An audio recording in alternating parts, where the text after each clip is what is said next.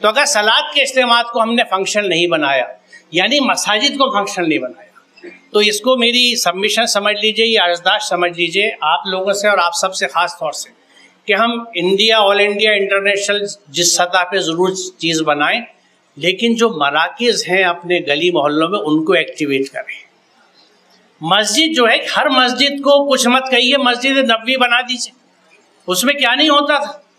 ہماری مساجد جو پرائم لینڈ پہ ہیں، پرائم پراپرٹیز ہیں، وہ نماز پنجگانہ کے لیے ہیں، اور خود میں اپنے علاقے کی مسجد کو دیکھتا ہوں کہ فجر کے بعد بند ہو گئی، ظہر پہ کھلے گی کہ مس یوز ہو جائے گی، ظہر کے بعد عصر پہ کھلے گی۔ تو یہ کوئی اس کے لیے یعنی ان کا فنکشنل آڈیٹنگ کرنے والا کوئی نہیں ہے کہ یہ ملت کا اتنا پیسہ اس پہ لگا ہے، اس کا آؤٹ پٹ کیا مل رہا ہے ملت کو۔ کوئی ہے سوال کرنے والا جو پوچھے ان لوگوں سے جو وہاں پہ خدمت کرتے ہیں، کہتے ہیں ہم خدمت کر رہے ہیں، یا منتظمہ کمیٹیاں بیٹھی ہوئی ہیں۔ تو ہم کیا کر سکتے ہیں کہ مساجد کا ایکٹیویشن، کہ وہ مرکز بنے کمیونٹی کے ڈیولپمنٹ کا، یہ بہت اہم کام ہے اور اس کو کرا جا سکتا ہے، کیونکہ آپ لوگ جو یہاں بیٹھے ہیں آپ اس سے اگر متفق ہوتے ہیں، یہاں این جی اوز والے بھی ہیں یا ہمارے خطیب اور علماء بھی ہیں جو مساجد سے جڑے ہوئے ہیں، کم از کم اس بات کو پھیلایا جا سکتا ہے کہ مسجد ری ایکٹیویشن از ویری امپورٹنٹ۔ مسجد صرف اس کام کے لیے نہیں ہے۔ دوسری ایک چیز اور عرض کروں گا، آراف کی تیسری ہے کہ اتباع کرو جو اللہ کی طرف سے نازل کیا گیا ہے، یہ حکم ہے اللہ کے۔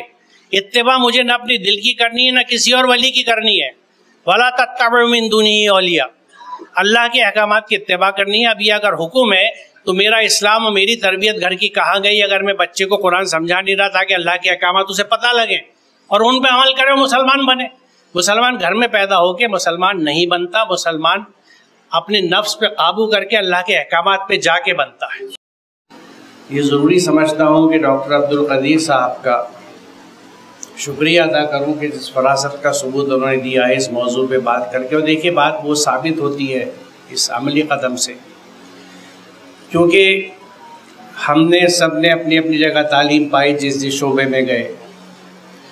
ڈاکٹر عبدالقدیر صاحب نے بھی تعلیم پائی، اس کے بعد وہاں سے ایک دوسری کہانی شروع ہوتی ہے کہ اس شخص کے دل میں یہ درد پیدا ہوتا ہے کہ یہ تعلیم دوسروں تک پہنچے، کیسے اس کا نظم بنائیں، اور وہ ایک ایسا سسٹم کھڑا کیا جو آج ہم سب کے سامنے ہے، قابل تقلید ہے، نمونہ ہے۔ اور وہ جب تعلیم آئی تو تعلیم کے ساتھ جو اور چیزیں کھلتی ہیں جو تعلیم سے جڑی ہوئی ہے، اس کا سلسلہ یہ شروع ہوا کہ جے پور کے اجلاس میں احساس ہوا کہ ہم فنڈنگ کہاں سے لائیں۔ اس فنڈنگ کے نقطہ نظر سے یہ گفتگو آج کی ہے، اور یقیناً آج کے اجلاس میں جو اور راہیں کھلیں گی، کیونکہ دیکھیے اللہ تعالیٰ کا وعدہ ہے، یہ جو اللہ کی راہ میں جد و جہد کرتا ہے اللہ اسے راستے دکھاتا ہے۔ تو آپ نے جد و جہد شروع کری ہے، محض ڈرائنگ روم کی مجلس سے، گفتگو اور جذباتی باتوں سے اور احتجاجوں سے اللہ کی مدد نہیں آتی اور راستے نہیں کھلتے، بلکہ اور دل بند ہوتے ہیں، مہر لگتی ہے، کیونکہ اللہ کے احکامات سے جب آپ ہٹیں گے تو مہریں لگے گی، بند ہوں گے۔ اب آپ عملی میدان میں اترتے ہیں، جد و جہد کرتے ہیں اللہ کے راستے میں، تو راستے کھلتے ہیں۔ تو یہ بھی ہمارے لیے ایک نمونہ ہے کہ ہم میں سے ہر کوئی شخص اپنی اپنی جگہ پر یہ سوچے کہ میں کیا جد و جہد کر رہا ہوں۔ کچھ نہیں کر رہے تو کیا اپنے خاندان کی تعلیم کے لیے جد و جہد کر رہے ہیں؟ کیا ان کے ڈیولپمنٹ کی بات ہم کر رہے ہیں یا سوچ رہے ہیں؟ میں آج جو میں نے موضوع رکھا ہے وہ زکوٰۃ و سماج کی نشو و نما۔ دیکھیے یہ جو پہلی سلائیڈ ہے وہ یہ کہتی ہے کہ وہی ہے جس نے تم کو زمین کا خلیفہ بنایا اور تم میں سے بعض کو بعض کے مقابلے میں زیادہ بلند درجے دیے تاکہ جو کچھ تم کو دیا ہے اس میں تمہاری آزمائش کرے۔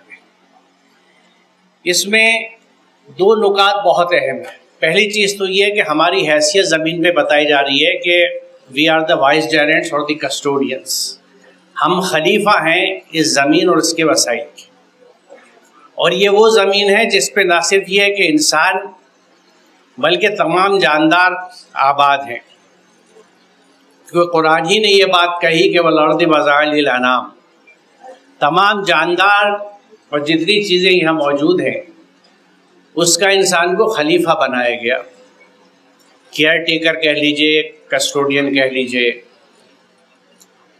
یا اس کی امانت میں دیا گیا. تو یہاں یہ بات غور طلب ہے کہ یہ جو کچھ ہمارے پاس ہے، جو کچھ اللہ نے دیا ہے، یہ ایک امانت ہے جس میں حصے داری سب کی ہے، محض ہماری نہیں ہے.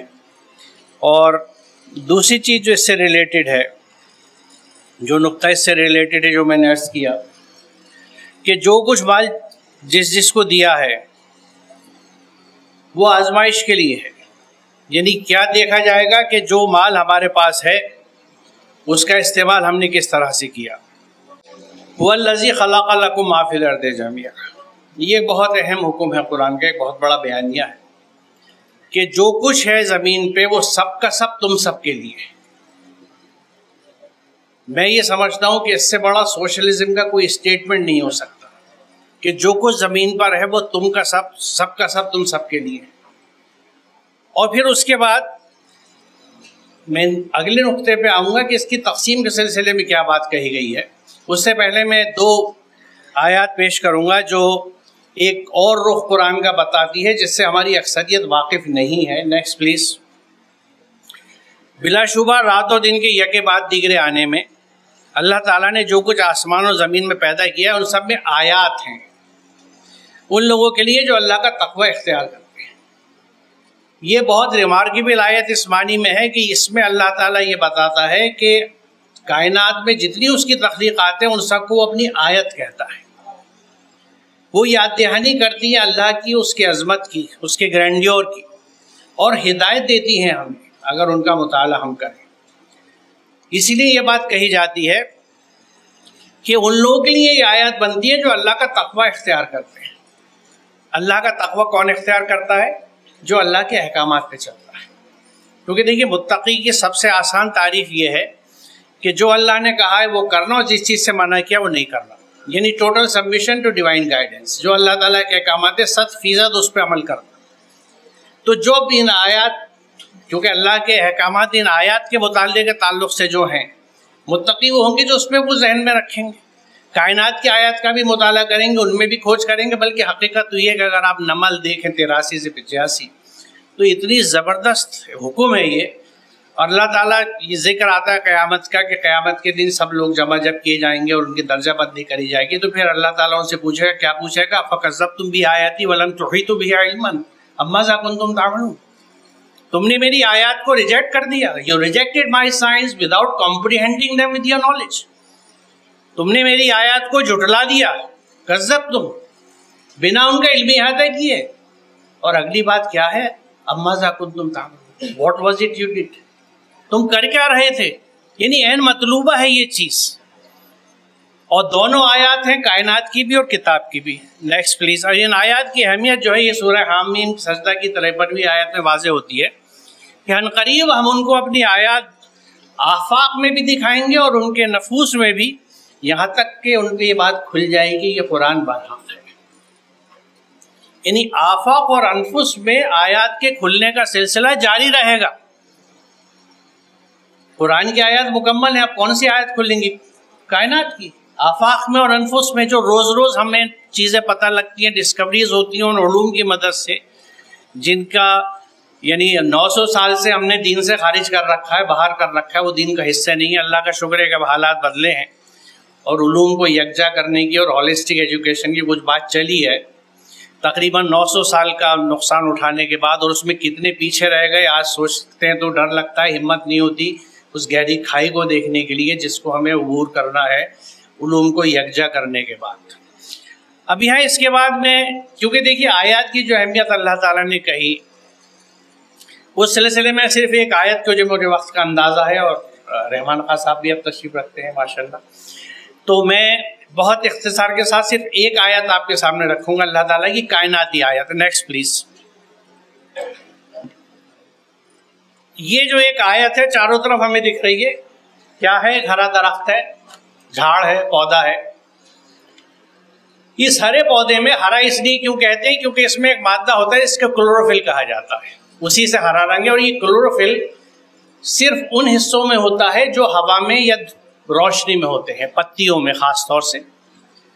اس پودے کے بڑے حصے جو ہیں ان میں یہ ہرا رنگ نہیں ہوتا. جیسے اس درخت میں آپ تنے کو دیکھ رہے ہیں، ان کی جڑیں جو زمین میں ان میں ہرا رنگ نہیں ہوتا کیونکہ ان تک روشنی نہیں جاتی. اس ہرے مادے کی مدد سے ہر پتی سورج کی روشنی کی توانائی لے کے اور ہوا سے کاربن ڈائی آکسائڈ لے کے زمین سے پانی چوس کے گلوکوز بناتی ہے. وہی گلوکوز جو بازار میں بڑا مہنگا ہو گیا، اب تو آپ آدھا کلو کا ڈبہ گلیکسو لے کے آئیے، بڑا مہنگا ملتا ہے. ہر پتی بناتی ہے گلوکوز. اچھا، اس سے پہلے میں یہ عرض کر دوں کہ یقیناً یہ درخت جو ہے، اور ہر درخت ہر چیز کی طرح اللہ کی ایک آیت ہے. ابھی میں نے آپ کے سامنے قرآن کریم کی آیت رکھی اور بہت جگہ اس چیز کا حکم ہے، صرف اس ایک جگہ پہ نہیں ہے.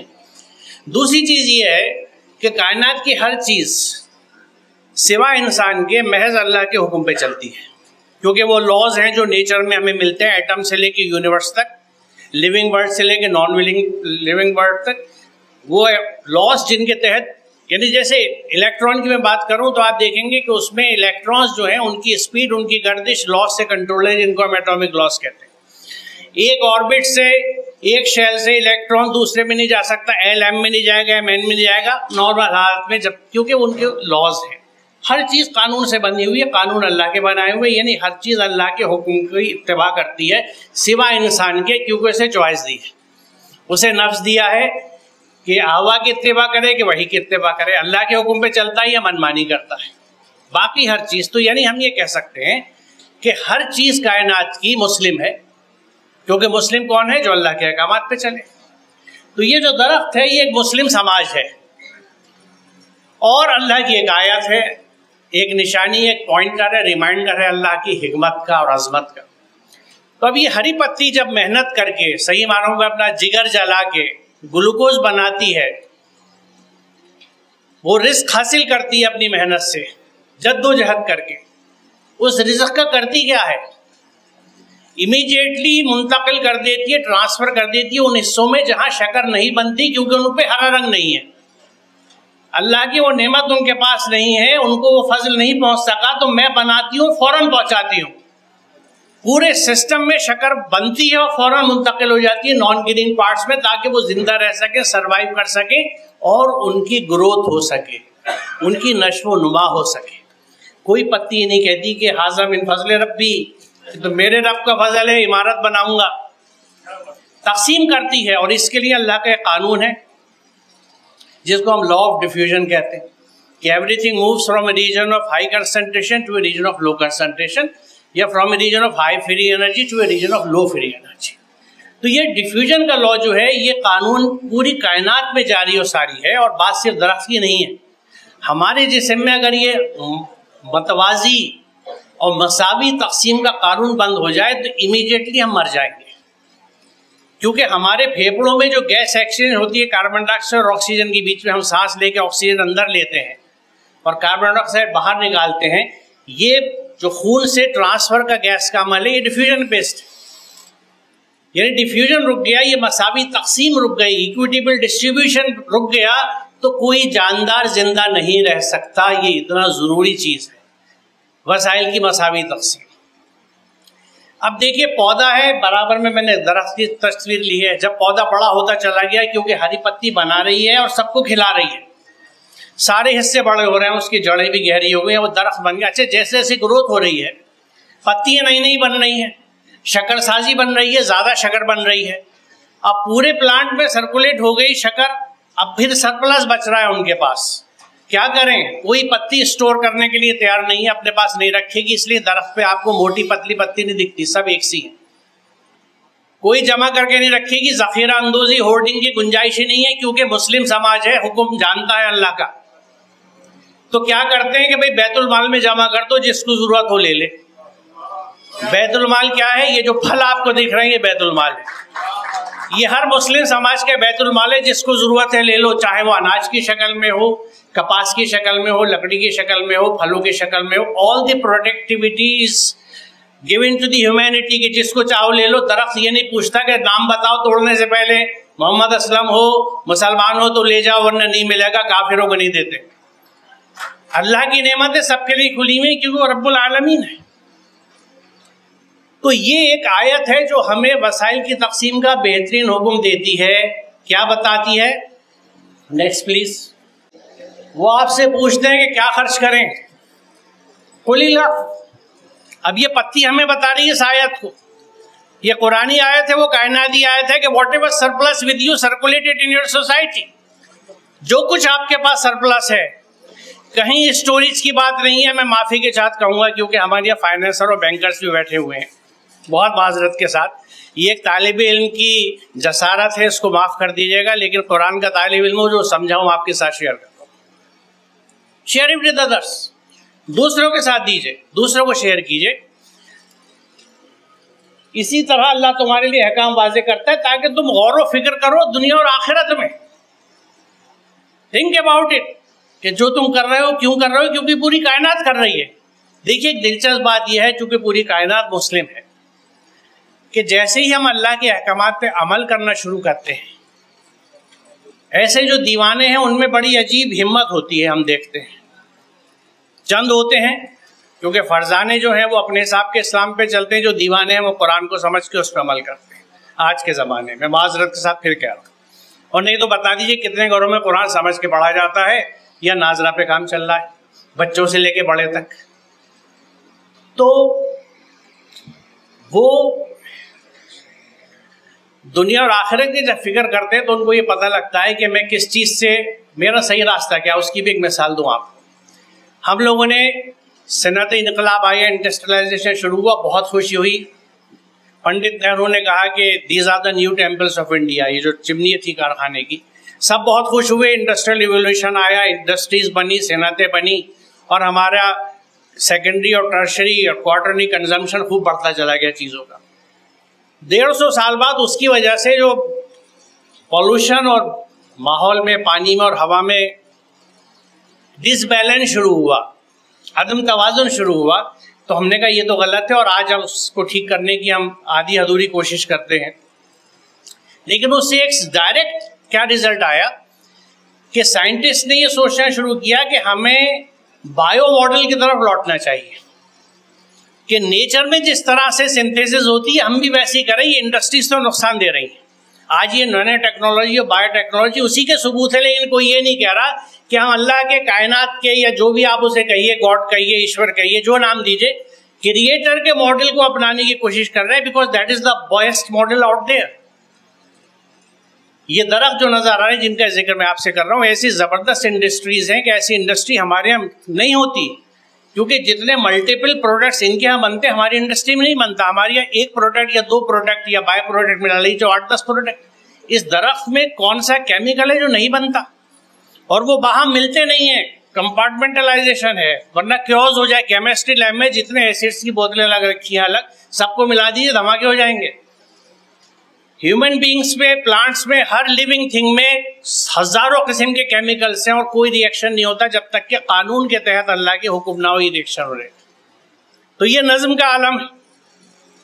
تو یہاں سیدھی سی بات یہ اٹھتی ہے کہ جب نیچر میں کریٹر کا ماڈل پرفیکٹ ہے، اور آج ہم لوگ اس کو اڈاپٹ کر رہے ہیں اپنی لائف کو.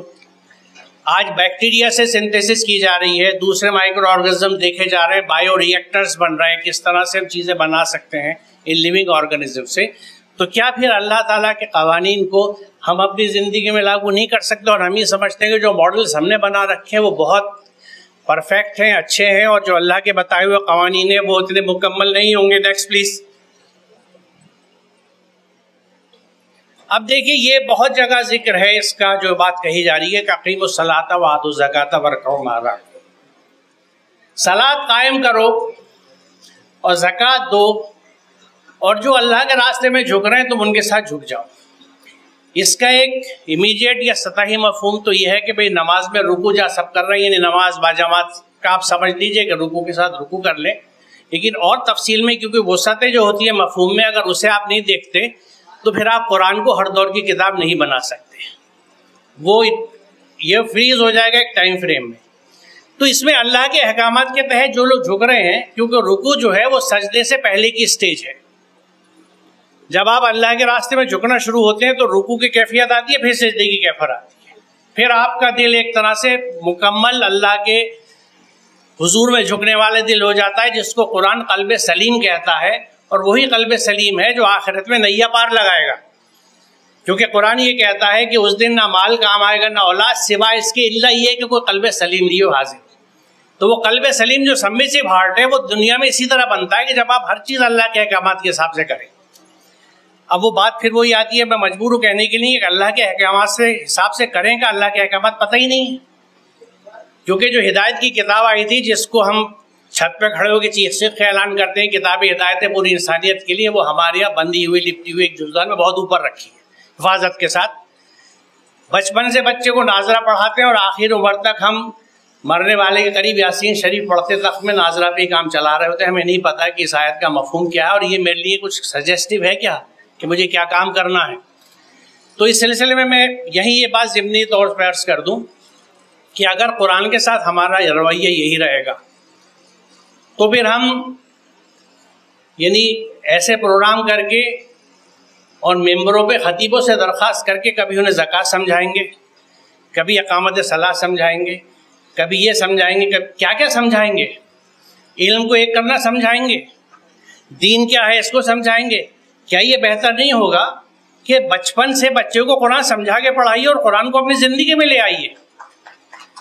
کیونکہ ہم ٹٹ بٹس کے سولوشنز اگر کریں گے نا یقیناً وہ افیکٹو ہوں گے، لیکن لانگ ٹرم پلاننگ یہ ہونی چاہیے کہ میں گھر میں یہ طے کر لوں کہ میرا بچہ قرآن سمجھ کے پڑھے گا اور اس کو پڑھانے کے لیے میں قرآن سمجھوں گا تاکہ میں اپنے بچے کو سمجھا سکوں. کیونکہ جواب دہی میری ہوگی کہ میں نے جو اولاد پیچھے چھوڑی وہ میرے لیے گناہ جاریہ بنتی ہے کہ ثواب جاریہ بنتی ہے، کس طرح کی زندگی گزار رہی ہے. آئم آنسریبل اور آئم سے میری مراد دونوں پیرنٹس ہیں، پھر خاندان کا بھی حصہ ہے، اساتذہ کا بھی حصہ ہے. تو اب میں تھوڑی سی زکوٰۃ پہ گفتگو کرنا چاہوں گا. نیکسٹ سلائیڈ لیجیے گا. میں اس میں سے دیکھ لوں تو مجھے پڑھنے میں آسانی ہوگی.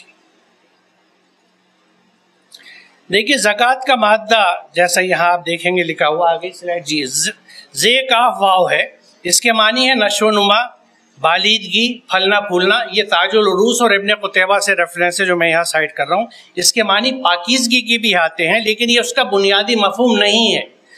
قرآن کریم میں ایک آیت میں اسکا اور اتھر الفاظ ایک ساتھ آئے. ذالکم اسکا لکم واتھر سورہ بقرہ کی آیت نمبر 232 ہے.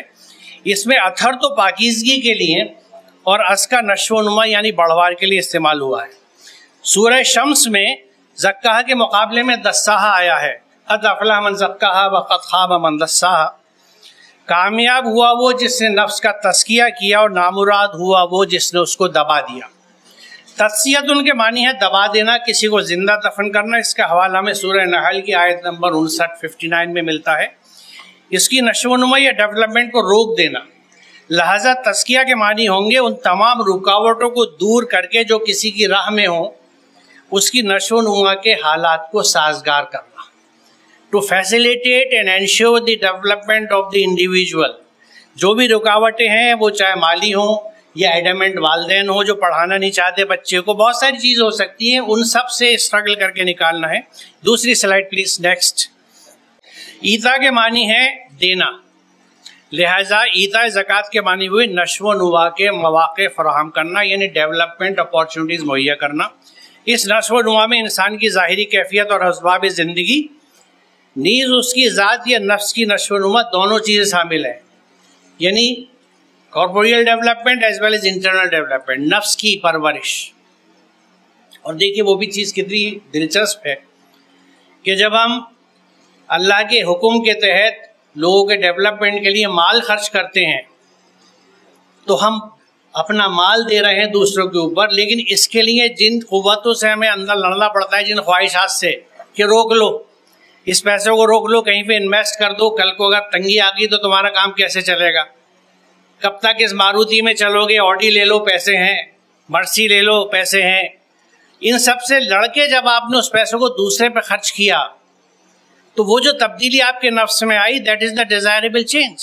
یہ وہ شخصیت کی گروتھ ہے، یہ قلب سلیم بنانے کی طرف پیش رفت ہے آپ کی کہ جب آپ نے اپنی نفسیات کی خواہشات کو روکا نفس کی اور اللہ کے حکم پہ چلے، یعنی شیطان کو دبایا، طاغوت کے راستے کو، طاغوت کی تحریک کو چھوڑا اور اللہ کے راستے پہ آئے، تو یہاں جو تبدیلی آپ کی سوچ میں، آپ کی شخصیت میں آتی ہے، دس از واٹ از وانٹیڈ. یعنی یہ جتنے کام ہیں، عملے صالح ہیں، وہ انسان کی شخصیت بدل دیتے ہیں، اس کی سوچ بدل جاتی ہے اور ایک بڑی تبدیلی آتی ہے. سورہ الحج میں ہے کہ یہ وہ لوگ ہیں کہ جب انہیں زمین میں اقتدار حاصل ہوگا تو یہ اقامت صلاۃ اور ایتاء زکوٰۃ کریں گے، یعنی اللہ کے احکامات کی اتباع کریں گے اور دوسروں کے نشو و نما کا نظم کریں گے۔ اب دیکھیے یہاں میں آپ سے عرض کروں کہ کچھ چیزیں چلتی ہیں، اور بہرحال میں ایک طالب علم ہوں، اور طالب علم جو ہے وہ سوال کرنے کی جسارتیں کرتا رہتا ہے، کبھی کبھی پٹتا بھی ہے ٹیچر سے، یہاں میرے اساتذہ ہیں، اگر تھپکی لگائیں گے میں سن لوں گا، برداشت بھی کر لوں گا پوری محبت کے ساتھ۔ کہ ہمارے ہاں جو سسٹم چلتا ہے، اچھا اس سے پہلے میں بتا دوں کہ میری پیدائش پرانی دہلی کی ہے، اور میں اپنے مسلم سماج سے آج بھی جڑا ہوا ہوں، کیونکہ ہمارے جو ایلیٹس ہیں ان کی پہچان یہ ہوتی ہے کہ کچھ پڑھ لکھ گئے اور اچھی جگہ پہ گئے تو وہ فوراً اپنے علاقے چھوڑ دیتے ہیں، وہاں کی گلیاں بری لگتی ہیں، گندگی بری لگتی ہے، اور اچھی کالونی میں جاتے ہیں اور ایڈریس بتاتے ہیں کہ میں ساؤتھ ایکسٹینشن میں رہتا ہوں۔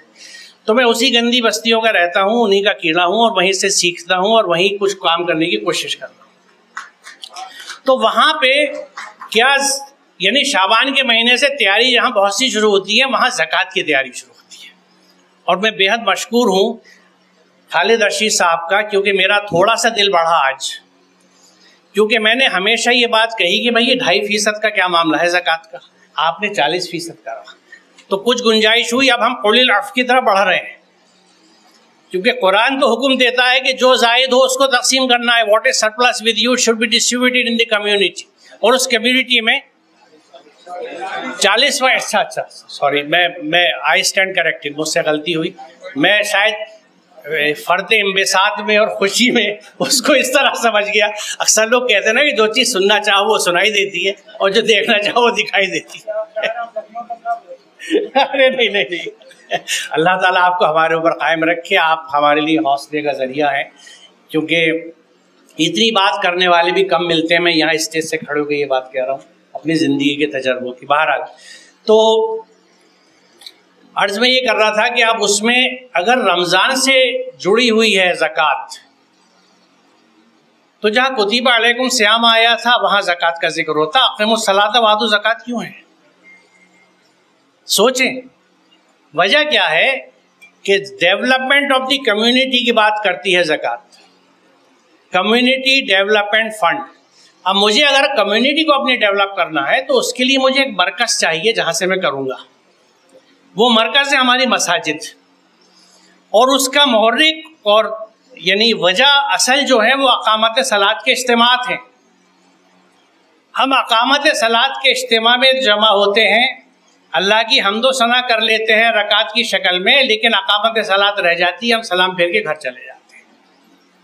جب تک مساجد کو ایکٹیویٹ ہم نہیں کریں گے، وہ ہمارے کمیونٹی ڈیولپمنٹ سینٹرز نہیں بنیں گے، جیسے کہیں کہیں پہ ماڈلز ہیں کہ پورے علاقے کی تفصیل ان مساجد میں موجود ہے۔ کہیں بیٹی کا یعنی میں نے کچھ ریاستوں میں کچھ جگہوں پہ خود دیکھا ہے کہ جس طرح بچے کی پیدائش اور کسی کی موت کا اندراج کارپوریشن کے دفتر میں ہوتا ہے، علاقے کی مسجد میں بھی ہوتا ہے، پورا ڈیٹا بیس ہے ان کے پاس کہاں پہ کس چیز کو کس کی ضرورت ہے، اور اس اجتماعات میں جو لوگ اکٹھے ہوتے ہیں وہ اپنے مال وہاں دیتے ہیں ان کی ضرورتوں کو پورا کرنے کے لیے۔ یہی مقصد ہے اجتماعات صلاۃ کا، یہی اقامت صلاۃ، اس لیے ایتاء زکوٰۃ اس کے ساتھ جوڑ کے آئی ہے بیشتر جگہ پہ قرآن کریم میں۔ تو اگر صلاۃ کے اجتماعات کو ہم نے فنکشن نہیں بنایا، یعنی مساجد کو فنکشن نہیں بنایا، تو اس کو میری سبمیشن سمجھ لیجئے یا عرضداشت سمجھ لیجئے آپ لوگوں سے اور آپ سب سے خاص طور سے، کہ ہم انڈیا، آل انڈیا، انٹرنیشنل جس سطح پہ ضرور چیز بنائیں، لیکن جو مراکز ہیں اپنے گلی محلوں میں ان کو ایکٹیویٹ کریں۔ مسجد جو ہے، ہر مسجد کو کچھ مت کہیے مسجد نبوی بنا دیجیے، اس میں کیا نہیں ہوتا تھا۔ ہماری مساجد جو پرائم لینڈ پہ ہیں، پرائم پراپرٹیز ہیں، وہ نماز پنجگانہ کے لیے ہیں، اور خود میں اپنے علاقے کی مسجد کو دیکھتا ہوں کہ فجر کے بعد بند ہو گئی، ظہر پہ کھلے گی کہ مسجد ہو جائے گی، ظہر کے بعد عصر پہ کھلے گی۔ تو یہ کوئی اس کے لیے یعنی ان کا فنکشنل آڈیٹنگ کرنے والا کوئی نہیں ہے کہ یہ ملت کا اتنا پیسہ اس پہ لگا ہے، اس کا آؤٹ پٹ کیا مل رہا ہے ملت کو۔ کوئی ہے سوال کرنے والا جو پوچھے ان لوگوں سے جو وہاں پہ خدمت کرتے ہیں، کہتے ہیں ہم خدمت کر رہے ہیں، یا منتظمہ کمیٹیاں بیٹھی ہوئی ہیں۔ تو ہم کیا کر سکتے ہیں کہ مساجد کا ایکٹیویشن، کہ وہ مرکز بنے کمیونٹی کے ڈیولپمنٹ کا، یہ بہت اہم کام ہے، اور اس کو کرا جا سکتا ہے کیونکہ آپ لوگ جو یہاں بیٹھے ہیں، آپ اس سے اگر متفق ہوتے ہیں، یہاں این جی اوز والے بھی ہیں، یا ہمارے خطیب اور علماء بھی ہیں جو مساجد سے جڑے ہوئے ہیں، کم از کم اس بات کو پھیلایا جا سکتا ہے کہ مسجد ری ایکٹیویشن از ویری امپورٹنٹ. مسجد صرف اس کام کے لیے نہیں ہے. دوسری ایک چیز اور عرض کروں گا کہ یہاں اسراف کا ذکر آیا. ہم پیسہ بہت ضائع کرتے ہیں، شادیوں میں کرتے ہیں، ٹھیک ہے، لیکن ایک بڑی اہم چیز ہم بھول رہے ہیں، ہم پیسہ ضائع مساجد میں بھی کرتے ہیں. مسجد کو تاج محل بنانے کو کس نے کہا ہے؟ مسجد ہے کمیونٹی کے ڈیولپمنٹ کے لیے، مسجد کی خدمت کرنے والوں کے ڈیولپمنٹ کے لیے نہیں ہے. میرے علاقے کی ایک مسجد میں تبدیلی اس وجہ سے ہوئی کہ امام صاحب کی رہائی ڈھنگ سے بننی تھی ود ان دی ماسک. میں نہیں کہتا صحیح یا غلط کیا ہے، لیکن میں بتا رہا ہوں کیا ہماری پرائرٹیز ہیں. آپ مسجد میں پیسہ جو لگاتے ہیں ان علاقوں میں آپ یقین جانیں، چونکہ میں ایجوکیشن سے جڑا رہا ہوں، ایگزام فیس 2000 روپے دینے کی نہیں تھی ایک بچے کے پاس، تو پورا سائل اس کا ضائع ہوا کہ ایگزامینیشن فارم نہیں بھر سکا. ان علاقوں کی بات کر رہا ہوں میں. تو مساجد کا استعمال کمیونٹی کے ڈیولپمنٹ کے لیے ہو. یہاں پروگرام کے شروع میں جو قرأت کی گئی اس میں مساجد کو اللہ کی بتایا گیا کہ اللہ کے لیے ہے مساجد. تو اللہ کے احکامات کے امپلیمنٹیشن کے لیے وہ مساجد نہیں ہوں گی. اس کے لیے پھر ہم یعنی ملٹیپلیکیشن آف ایفرٹس ہے، اس کے لیے دوسرے مراکز بنائیں، دوسرے سینٹرز بنائیں. مساجد کو ایکٹیویٹ کرنا ضروری ہے تاکہ وہ کمیونٹی ڈیولپمنٹ سینٹر پورا بنے. اس میں یقیناً جو لوگ کی خدمت کرتے ہیں ان کا بھی ڈیولپمنٹ ہو، لیکن محض ان کا ڈیولپمنٹ نہ ہو، اس پہ سب کی شراکت ہو، علاقے کے لوگوں کی ہو، علاقے کے بچے کی. یہ بہت اہم ہے. اور دوسری بات یہ کہ عوام کے بیچ میں دیکھیے، ہم نے عوام کو جانے انجانے میں ہم سب جواب دہ قرآن سے دور کیا ہے. جب قرآن سے دور کیا ہے تو قرآن کی تعلیمات ان تک نہیں پہنچتی اور ان کو عوام تک لے جانا ضروری ہے. خاص طور سے مال کے تعلق سے میں نے صرف چند آیتیں رکھی ہیں، اس کے بعد بات ختم کروں گا. Next please. کہ مال کے تعلق سے یہاں دیکھیے یہ بہت اہم آیت ہے کہ جو مال تم اس لیے دیتے ہو تم اس سے بڑا ہوا ملا جتنے تم نے لوگوں کو دیا ہے وہ اللہ کے نزدیک نہیں بڑھتا، اور جو تم لوگ اللہ کی رضا کے لیے ان زکوٰۃ میں خرچ کرتے ہو یہ لوگ بڑھانے والے. یہ زکوٰۃ کو ربا کے اگینسٹ استعمال کیا ہے اس قرآن میں. ربا کا معاملہ جو لوگ کمزور سماج سے جڑے ہوئے ہیں یا جن کا تعلق گاؤں دیہات سے ہے، وہاں غریب غربا چند پیسوں کے لیے، کیونکہ بچے کی شادی کرنی ہے، ان کے یہاں تو یہ فنکشن بڑے ہوتے ہیں، 5-10 ہزار روپیہ لیتے ہیں سود پہ، اور اس پہ انہیں مہینے پہ، بلکہ میں دور کی بات کیوں کروں، ابھی پچھلے مہینے ایک صاحب کا میرے پاس فون آیا، وہ اس سلسلے میں کچھ چاہتے تھے. وہ ایک پڑھا لکھا آدمی ہے جو ایک آرگنائزیشن میں کانٹریکچل جاب میں ہے. انہوں نے مجھ سے کہا کہ میری والد کی طبیعت بہت خراب تھی، میں نے 30,000 روپے انٹرسٹ پہ کسی سے لے لی اور میں 5,000 روپے مہینہ اس کی قسط دیتا تھا. ایک مہینے میں مس کر گیا، کیونکہ کانٹریکچل جابس جو ہیں ان میں 12-13 ہزار روپے مہینہ ملتے ہیں اور اس کا پورا خاندان بھی ہے. کہا ایک مہینہ مس ہو گیا تو وہ میرا اصل 35,000 ہو گیا. اور وہ جس علاقے میں رہتے ہیں وہاں 90% شادیاں لاکھوں روپے میں ہوتی ہیں اور کچھ کروڑوں میں بھی ہوتی ہیں. بغل میں ایک ایسا شخص موجود ہے جو اب 30 کی جگہ 35,000 روپے میں 5,000 روپے مہینہ انٹرسٹ دے رہا ہے اور اسے پتہ نہیں کب چھوٹے گا. یہ ہے ربا. اب یہ کمیونٹی اگر زندہ قوم ہوتی چاروں طرف ان کے، ایون جو مسلین ہیں جو وہاں زندہ ہوتے، تو وہ یہ نہ دیکھتے کہ اس کی حالت کیا ہے. 30,000 کی ایسی بڑی رقم نہیں ہے جس کو چند لوگ اگر ایک نہیں تو دے سکتے تھے اور وہ اس سسٹم سے بچ جاتا.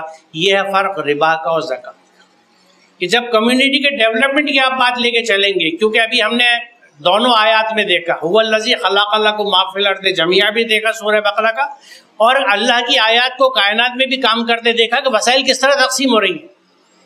آج ہمارے ہاں وسائل کی انداز بڑے دلچسپ دکھتے ہیں. گھر کی شان و شوکت سے پتہ لگ جاتا ہے کہ اس کو کتنا فضل ملا ہے اللہ کا.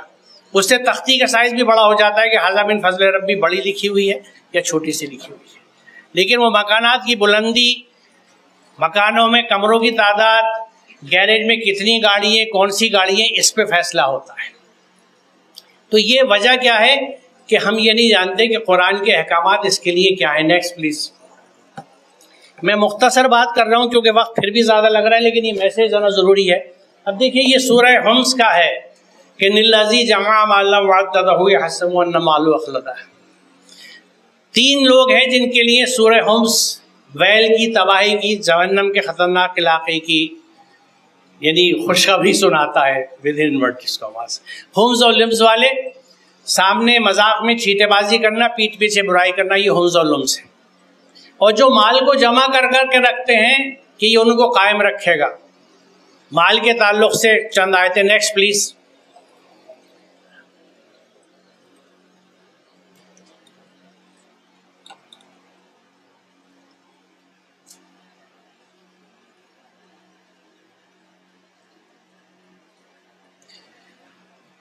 اس سے اگلی جو میں نے آیت لی ہے، جب تک یہ ٹھیک ہوگا میں آپ کو، یہ سورہ توبہ کی 34 اور 35 ہے کہ دردناک سزا کی خوشخبری دو ان کو جو سونا اور چاندی جمع کر کے رکھتے ہیں اور انہیں خدا کی راہ میں خرچ نہیں کرتے. ایک دن آئے گا کہ اسی سونے اور چاندی پر جہنم کی آگ دہکائی جائے گی، پھر اسی سے ان لوگوں کی پیشانیوں، پہلوؤں اور پیٹھوں کو داغا جائے گا.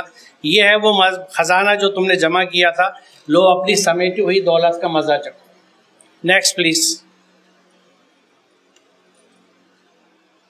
اب یہ بہت بڑا ایک حکم ہے کہ وَانفِقُوا فِي سَبِيلِ اللَّهِ، کہ اللہ کی راہ میں خرچ کرو اور اپنے ہاتھوں اپنے آپ کو ہلاکت میں ڈالو، احسان کا طریقہ اختیار کرو اور اللہ محسنوں کو پسند کرتا ہے. یعنی قرآن کا پورا فلسفہ انفاق پہ ہے، ایکسپینڈیچر اکانومی.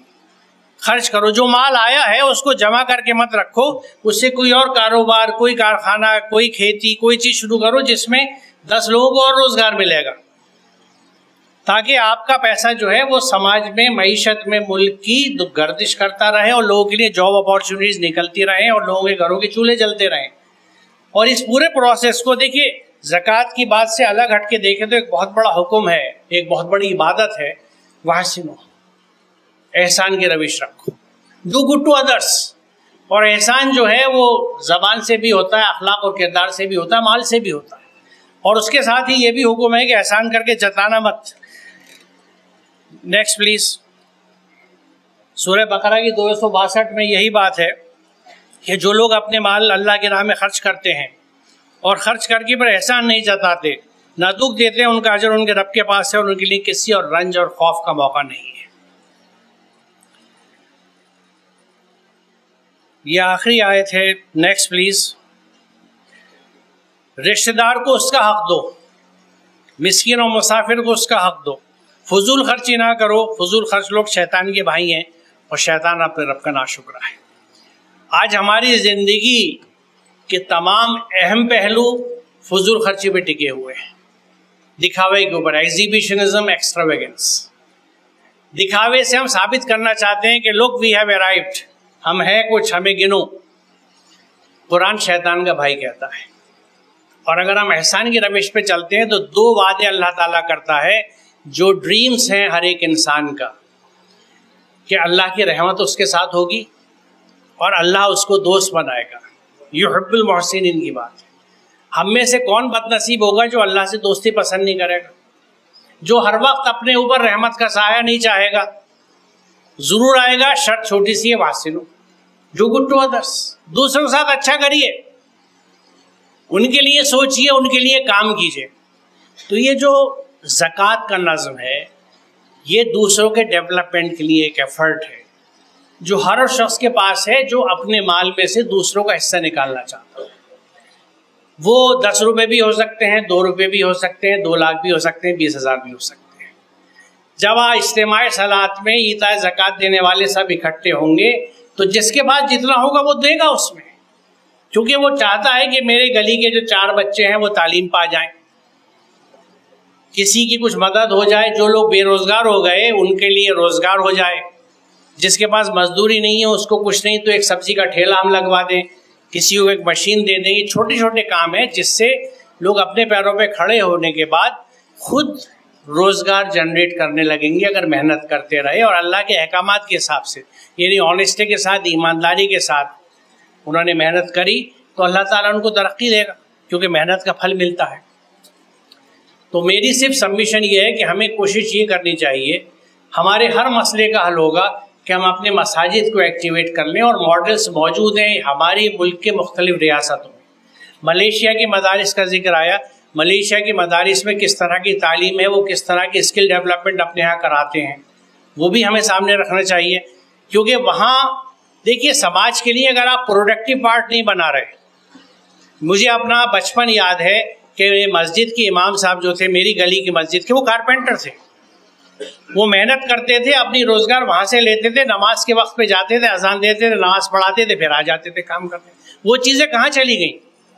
یہ ایک پروفیشن کیوں بن گیا؟ یہ ایک پیشہ کیوں بن گیا؟ اس پہ ہمیں سوچنا چاہیے، اور ممکن ہو تو کنڈیشن یہ رکھیں کہ جو صاحب روزگار ہے اس کو ہم یہ ذمہ داری دیں گے. کلیننگ کے لیے جس طرح ہم مختلف جگہ پہ ڈومیسٹک ہیلپ رکھتے ہیں، ہاؤس کیپنگ اسٹاف رکھتے ہیں، مسجد میں ہاؤس کیپنگ الگ ہوگا، جس کو تنخواہ عزت کے ساتھ جو منیمم ویجز ہوں گے اسے اسٹیٹ کے اس کے حساب سے دی جائے گی. باقی خادمین سواری میں سے آئیں گے، اپنے وقت سے آئیں گے، اذان دیں گے، نماز پڑھا کے چلے جائیں گے. پروفیسرز کیوں کریٹ کرتے ہیں؟ اس سے کچھ لوگوں کی خواہشات بڑھتی ہیں، کچھ لوگوں کی توقعات بڑھتی ہیں، اور سسٹم مزید فساد زدہ ہوتا چلا جاتا ہے. تو میں بہت شکریہ ادا کروں گا جناب صدر کا کہ آپ نے مجھے اتنا وقت دیا، مجھے بات کہنے کا موقع دیا. گزارش پھر آخر میں ریپیٹ کر دوں کہ قرآن کو سمجھے بنا، اس پہ عمل کرے بنا، کیونکہ دیکھیے اتبعوا ما انزل الیکم من ربکم ولا تتبعوا من دونہ اولیاء.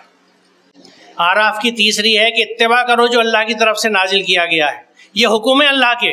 اتباع مجھے نہ اپنی دل کی کرنی ہے، نہ کسی اور ولی کی کرنی ہے.